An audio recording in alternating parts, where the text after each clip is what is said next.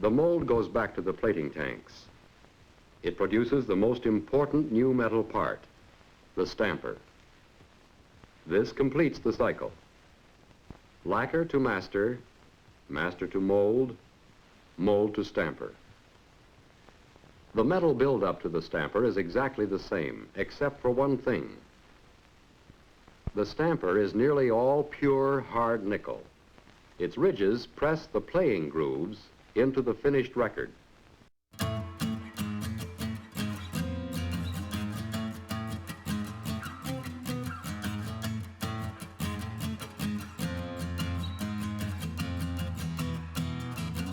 You're holding your record. You just gave us a copy. I'm really excited to listen to it. What made you want to press up a record, being that MP3s are everywhere? And yeah. I mean, to be honest, I think it just really legitimizes what you're doing.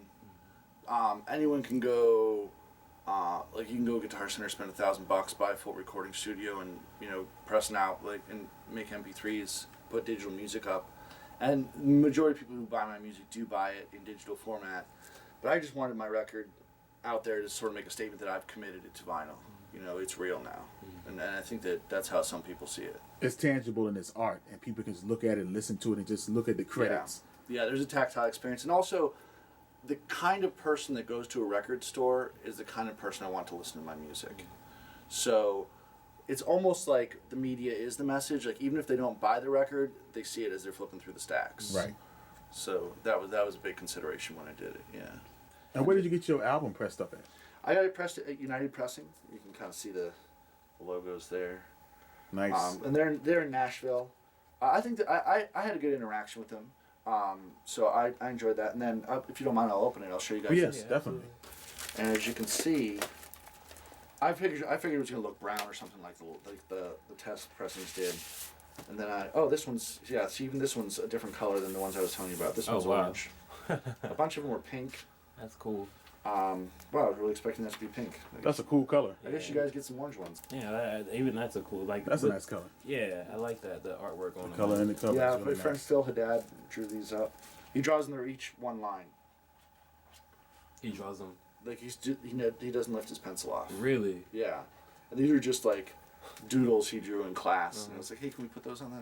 But that actually shows the buyer there was a lot of energy put into it and creativity. Yeah, that's the difference. You can't get that from like a digital realm. Yeah. Well, I mean, if you put it against, like, here's the CD. Like it's not as cool. Yeah. Immediately not as cool. And there is a thing about artwork and vinyl albums. It was a whole process. It was like this is my vision, and I'm going to execute it from the artwork to the production to how it sounds. And yeah, I should have brought, because I actually have one of the idea of art directing a vinyl, and you'd have to look up the guy's name, but he was working for Columbia. And they used to just come in kind of in paper bags. He said, and actually they had sort of invented a new type of printing where it would be easier to do it, to make colored printing or do printing on this That's size. Brilliant. Yeah. And he said, we should really do this on records.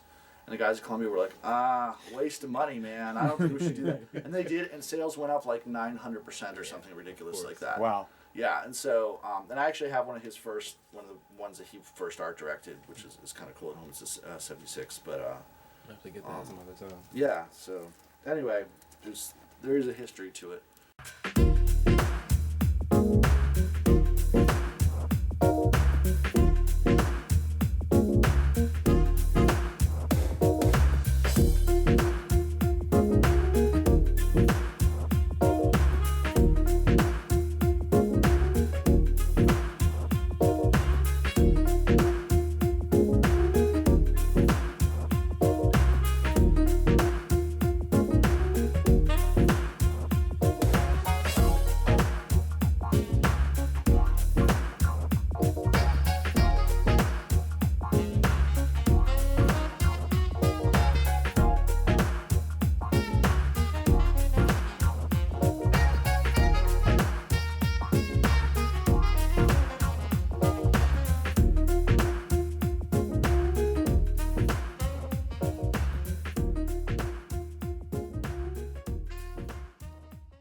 If I'm not mistaken, you're the first record shop to open up in Richmond, correct? Am I correct? No, there was one long time before I opened. Was called the Little Record Shop. It was owned by the Miller. I can't think of Miller's first name, because he was the manager of the Booker T Theater, and so him and his partner opened up a shop on First Street called the Little Record Shop, but it closed. It closed around in the late 40s. Oh, okay. And then I opened up when I got out of the Army. When I got out of the Army, my father owned a radio repair shop up here at Adams and Broad. And the next day when I was home, my father asked me, so what are you going to do? I said, I don't know. So he said, why don't you open a record shop? So therefore, that's when I got started then. And that came to mind because he was familiar with the little record shop that used to be on First Street. So I went down there in the same location and opened up then. And that was 60 years ago. I'm 82 years old now, and I was 22 then. So that's been 60 years ago. So that would have been But back in 1950, 56. 56. Ooh.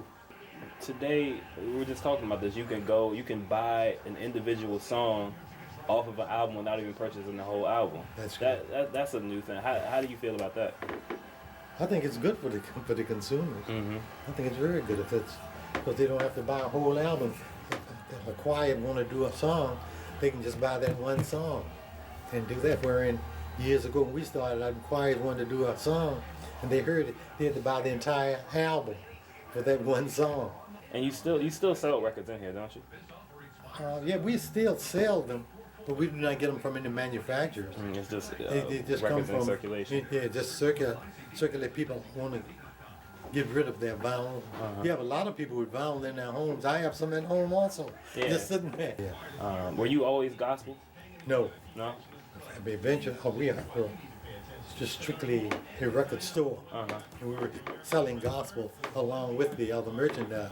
And the funny thing though about gospel, you could buy a gospel album for much cheaper than you could buy the other album. Really? Yeah. Why is that? That was just a custom, that's all. They sold the gospel album for A less little bit cheaper. less than they sold the regular albums. So you were around for like the total upswing of Motown, right? Yeah. Yeah. Yeah, they had started I think about maybe a couple of years before me. I don't forgot what year Motown got started. But they were almost in their peak at that time. What was the climate like then? Because it must have been tough for you to open a record store, right? The toughest part was the suppliers getting them to sell me. Because at that time you had a record store at Adams and Broad, and you had another one on 2nd Street, right behind where I was opening up on First Street. So therefore, they didn't want me opening up a record store because it was competition for them, and they felt that it would run them out of business. And not only that, there was another one at 7th and Broad was a record shop. Then there was one up on Curry Street. There was a record shop. All those were very busy at the time. But all of them weren't operated by black. So I was the only black record store at the time to open up. And you're the only one still open. Yeah, the only one, because the supplier, when I went up there to buy, he didn't want to sell me. He said, okay, if you sell, you come in here. He told me, I forgot what hour of the day to come in. He didn't want me in at the same hour of those other record store owners were there. And he told me, so well, you won't be in business long. And then all of them are gone. And you guys still open. And I'm still around after 60 years.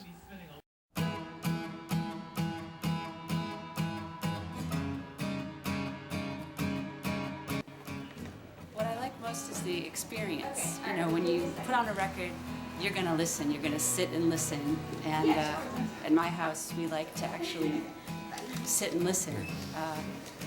So it's more of an event.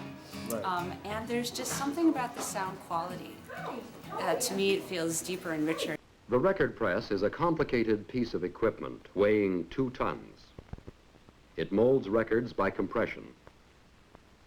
Our stamper is mounted on the top die. Below it, another stamper simultaneously presses the other side of the record. It could either be a fad, or it could be one that people begin to gravitate to because, quite frankly, they begin to realize how much better it sounds than MP3s or even CDs. CDs sound better than they ever have, but the fact that some people have gravitated to MP3s and streaming is, which I find sad. People seem to have taken quantity over quality. They're more interested in how much music they can listen to as opposed to good sounding music. And I can see the convenience. I can see if you're jogging or if you're traveling and you want to take some music with you, it makes sense to have it in a compact format. But if you're really serious about the sound of music, I think you'd want better sound. And I think there may be people who will continue to want better sound. If they come up with something that sounds as good as vinyl, they might like that. It might be the novelty of vinyl because it is something from an earlier period. I've heard that a lot of college students who collect vinyl now love collecting the older stuff, like Dylan, the Beatles, and so forth, because they've never heard it sound that good. And so maybe it'll be a little bit of a renaissance if this continues to go on. And I'm thinking not just people buying the music, some of these kids will become musicians or are musicians. Maybe they will produce some really kick-ass stuff. I definitely agree with that. Do you think vinyl is going to be around pretty much after we all are gone? After we all are gone, shit, it's probably gonna be around after we're gone. We'll just be gone. You know what I'm saying?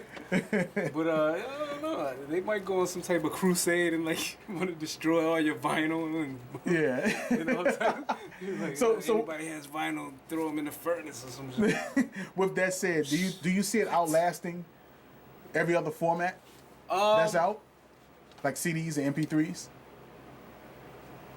It's gonna be around because, like I said, it's that uniqueness within the sound of the vinyl. The record compound, the finest pure vinyl obtainable, is fed into the press in granular form. It is forced by hydraulic pressure into a soft plastic in just the right amount for one record. The labels are pressed right into the record. Now we're ready to roll. It has taken many steps and many man-hours to get here. But a new record is stamped every few seconds. The record press automatically heats the vinyl plastic for stamping, then automatically cools it, so the record can be played immediately. You think vinyl will outlast the times? Or you think vinyl will outlast? I mean, I think they're definitely going to outlast CDs, but even the next iteration of MP3s, whatever that's going to be. I think it will. Yeah. I say it never really died. A lot of people thought like, whoa, they don't make records. I'm like, they've always made records. They've been making records for 100 years. You know, so no, I don't think it'll ever go away. You know, it may go back to the 90s when like there wasn't that much press and not many people were into it, but they never officially died. There will always be vinyl shots. I mean, it's like a Polaroid. It's like I'd like to just see the picture in my hand. Yeah, and you know, there's certain like you know, genres of music where like punk or hip hop or like the, you know, some people are like, that's the only way I want to listen to it. You know, like those communities, you know, are people who always kept it alive too. Mm-hmm. You know, hip hop community always kept vinyl alive. Yeah. The punk community always kept vinyl alive. So like, there's always going to be a group of people who like, that's my format, and that's what we're gonna, you know, we want that. Absolutely. So, yeah. With all that being said, do you think the vinyl format's going to outlast MP3s or CDs? Hell yeah, it's definitely still around. The only thing that didn't go well was Laserdisc. Oh, yeah. But it looked like records. It looked so like they were records, shinier. but it wasn't records, so there you have it. But vinyl's gonna be around forever, because like, look, think about it. Let's say like we have an EMP or the third nuclear war or whatever. Right. You can still create a phonograph to play the grooves in a vinyl record. You can't do that with no tape. You can't do that with no CD. You can't do that with no MP3 players. That's real live. I have physical sound. You know, back in the day, what would I have to do to get something I wanted to be played at a restaurant? You got to bring in a hi-fi system. Yeah. In your own collection. Yeah, you would have to bring some records or tapes. And big speakers. And hope that they have a record player. Hope that it's not just the radio that they're playing. Exactly. Yeah. So this is very convenient. This will never go. And if it does go, it'll be replaced by something even more convenient, like, you know, a chip in your head or whatever. I don't know, whatever the Google Glass is going to turn into. I did not and would have never thought that I would see television saying that the resurgence of vinyl is real. So I don't think that it's going to go away. I think that it's going to come back and maybe launch different programs and marketing strategies for artists through being able to be accepted. You know, maybe acceptance might be you made it to the vinyl level. You know? So I just think it's really It's cool. different tiers of the format. Yeah, different tiers of the format.